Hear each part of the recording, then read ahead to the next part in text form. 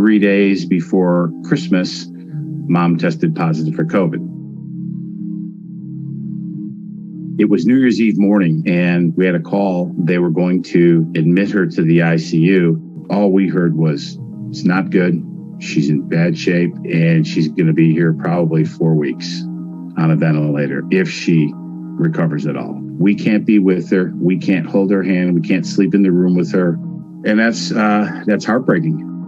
My wife's mother, she had been seeing Dr. Corey's research information, sent it to my wife and said, Michael needs to get his mom this. We jumped on that, looked at it, did the research, read his papers, saw his testimony before Senate, and demanded that the ICU give it to her.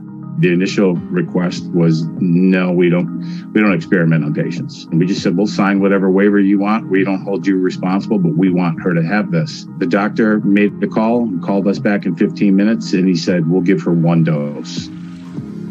Less than 48 hours, Mom is taken off of the ventilator. She was stable enough to move from the ICU. It was nothing short of miraculous. 3-4 days after her first dose of ivermectin, her only dose, she's not doing well.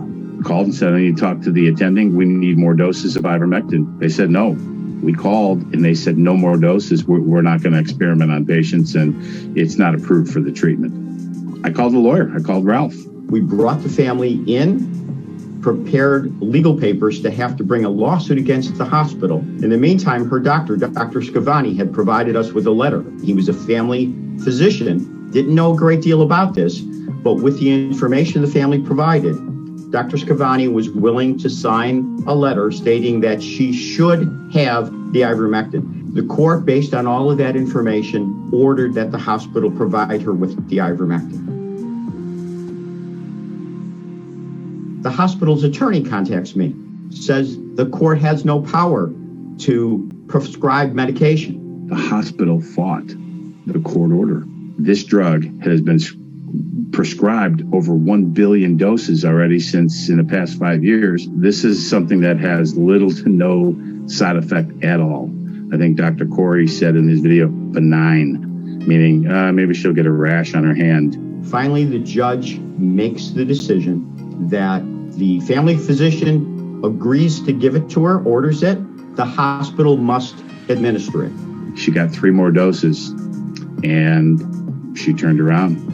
You're an 80-year-old woman. You're doing so poorly, you have to have a ventilator breathe for you. And then 5 days later, you're not on a ventilator anymore. What else was there? What changed? And the only thing that we can point to was our prayer, obviously, but the dosage of ivermectin. So many people are dying today, and this gives them a chance. I wish they would have gave it to her when they found out she had COVID, when she tested positive. It's easier to stay healthy than it is to get healthy. And my mother's going to be in rehab for a month because she didn't have it earlier. We didn't know. Grateful for Dr. Corey and the work that his team has put together, and it's had an impact in saving her life.